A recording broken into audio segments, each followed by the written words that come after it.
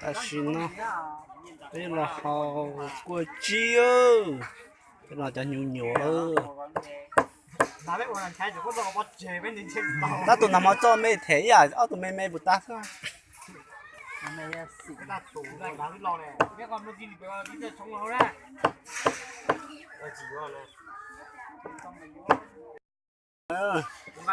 tua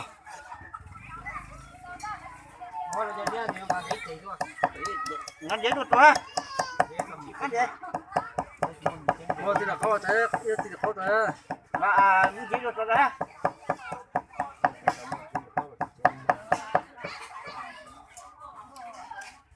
今年不爱，今年都冇去。Rát đâu, mẹ rồi.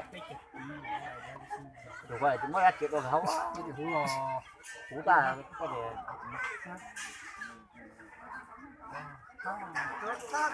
Ôi trời mẹ, cho nó vô cái nhà, lấy mà còn cái con cái gà. Ôi, tụi mẹ mà, tụi con đang cắn lá cá lắm mà, tụi con mất chút. Chính nó chưa cũ. Con nó cái giá này con ta. Mua sữa đến no mà đi. Ăn dễ thế à? Giá nó bám bấy à, cùng năm hai chưa?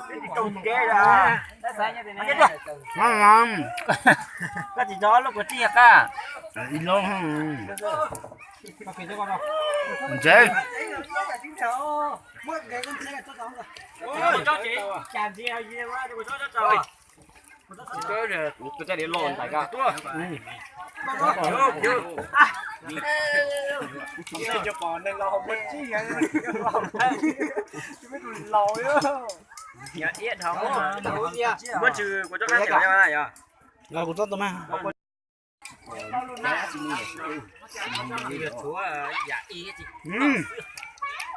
Cháu nói một chuyện không?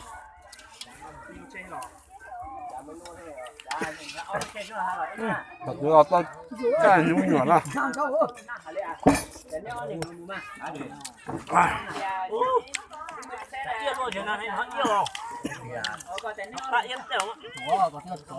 Nó bị đâu có tới thì có tao hả?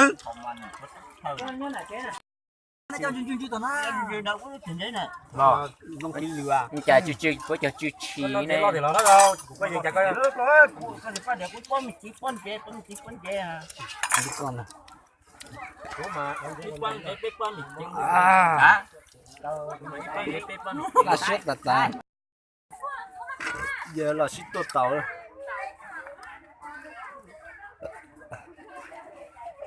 Giờ bây giờ chính bọn nhái là bé à.